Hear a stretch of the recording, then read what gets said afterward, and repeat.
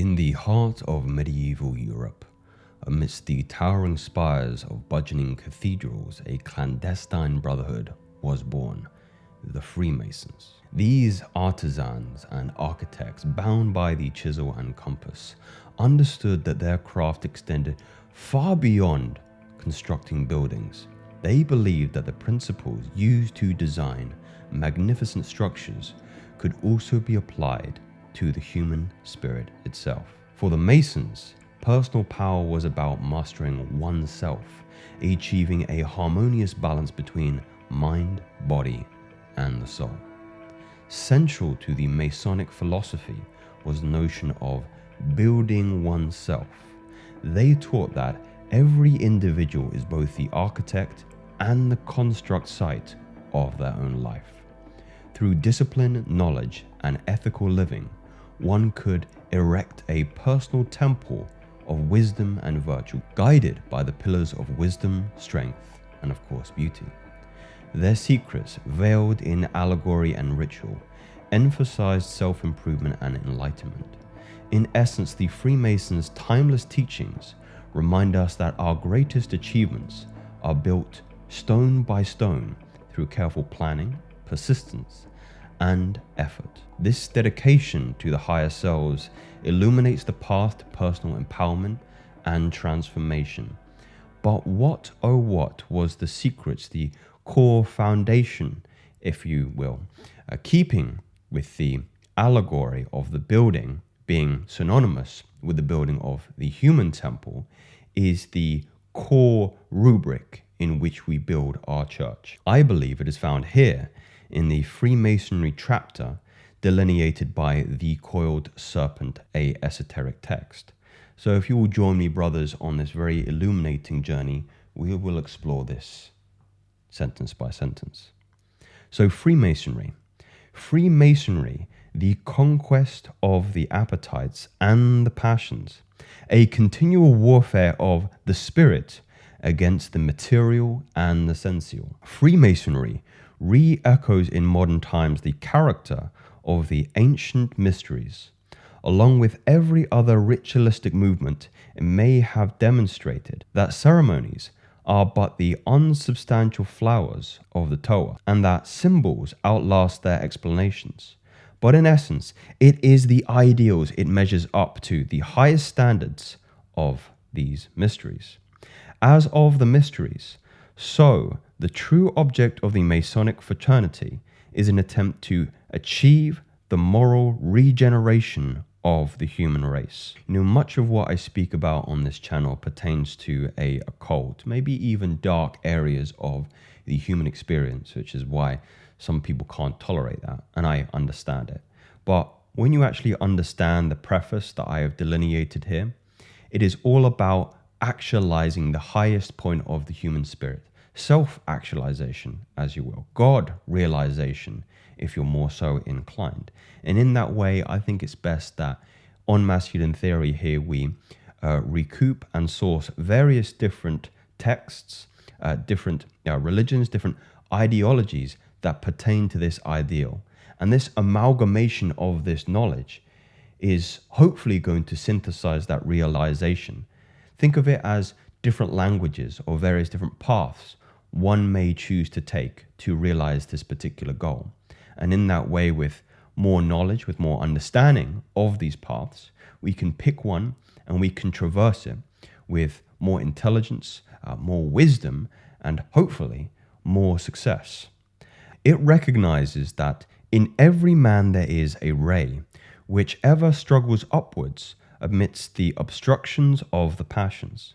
It teaches that one law of our own nature, speaking through every nerve and fiber, every force and element of the moral constitution, is that we must govern our sensual appetites. And also, that is not the mere enactment of the arbitrary will, but the dictate of infinite wisdom. And similarly across various different ideological circles, be they Vedic, be they occult, be that Freemasonry, be that Rosicrucians, we understand there is a key pillar, there is a continuity in all of them. There is, I wouldn't say dismissing, But understanding that our passions, our limbic system, this primal drive for food and sex, is a barrier to the Most High. And an initiate should strongly encumber himself with the will to overcome these obstacles in order to actualize the highest goal and lift humanity and our species up with it, against the growing tendency of a materialistic age to forget that ceremonies are quite useless when only perfunctorily performed. The more serious-minded Masons have never held that initiation alone sufficed. They have always acknowledged that the problem of genuine initiation consists, and listen to this because this is crucial, in freeing the ego from the dominion of the appetites, passions, and the whole lower nature. Because without this subordination, the clamorous lower animal nature drowns out all higher vibrations. This is the critical point, is that you cannot hope to access that divinity within you if you are bound, if you are a slave by the vessel in which you choose to experience in this world, which is your body. You are slave to the body's primal desires, in that of food, in that of gratification of the senses. One need not enter deeply into the intricacies of the debatable interpretations of Masonic symbols to discover that a few which are generally known contain strong implications and intended teachings of sexual purification. So here we have the rationality, here we have the reasoning, here we have the evidence that delineates and colors our knowledge and understanding that this is the truth here. So the apron, for instance, which should be spotless white, worn over the areas related to the animal passions, signifies and symbolizes the regeneration of procreative forces. Another clear indication lies in the fact that the compass of the Masonic symbol represents the spiritual, and the square, the material, sensual, and baser. And in the relative position of these two in different Masonic degrees. For the apprentice, the points of the compass are beneath the square. And this is indication that the man is ignorant of the spirit, is concealed, and the body and its passions hold dominion over him. For the fellow craft, one point of the compass is above and one beneath the square. The interlacing and intertwining of the two symbols showing an attempted, but not yet perfected, spiritualization. For the Master Mason, both points of the compass are dominated and have rule, control, jurisdiction, agency, and empire over the symbol of the earthly and the material. As a token that it is expected that in the Master Mason's degrees, matter is subordinate to the spirit. So it's the North Star here is the spirit. He's not misguided and misled by the senses. You can cast your eye out into the modern man right now. And what is he led by? He is led by his southern pole.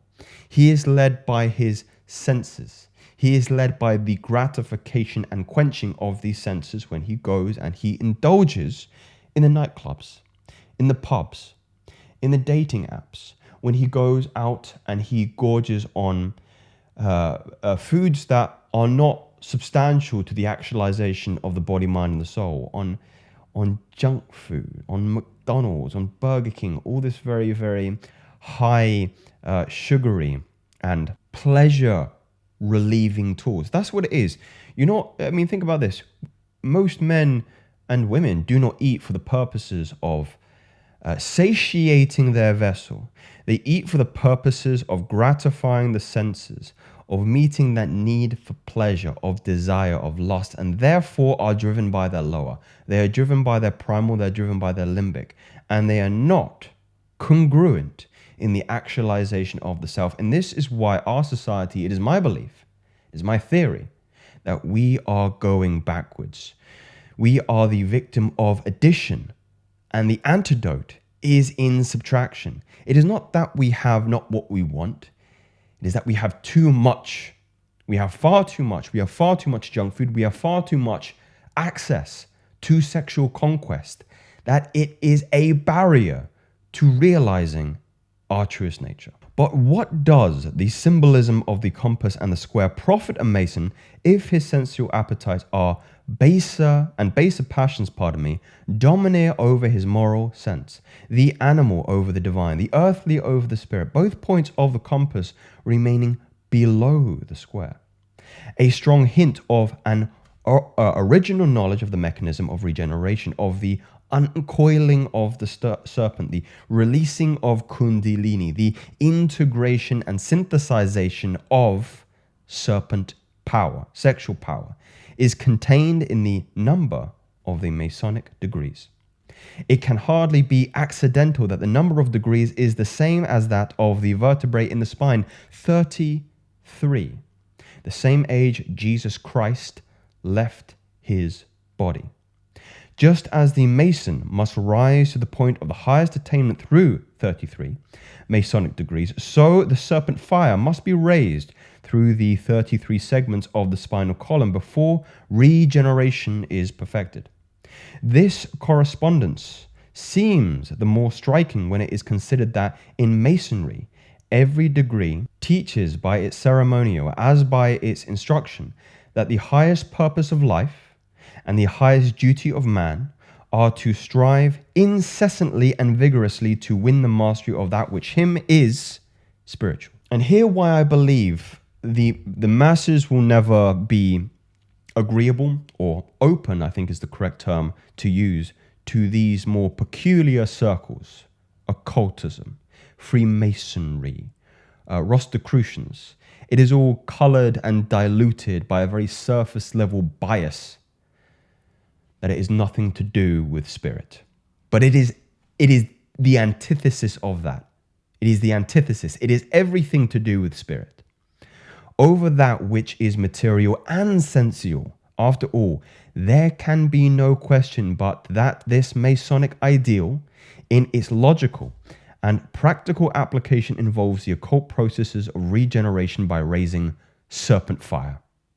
At any rate, the statements quoted from the Masonic literature show that in a cornerstone of the Freemasonic structure lies a recorded recognition of the fact that sexual purification is a fundamental mandate for spiritual unfoldment. This is a tremendously powerful and valuable, incalculably powerful piece of literature that you must know, that you must integrate. For if we are to rid ourselves of our attachment to the passions, if we are to recognize our karma and, let's say, collective dharma on this earth, in this incarnation, for your next incarnation, for it to be free from karmic weight and heaviness and pain and suffering, which is all part of the process,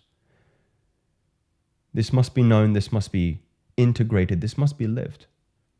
This must be lived. Otherwise, you're just going to do this over and over again until you come to dissolve your ego and rid yourselves of narratives that are poisonous and surface level and have no depth in their understanding. You will not get there.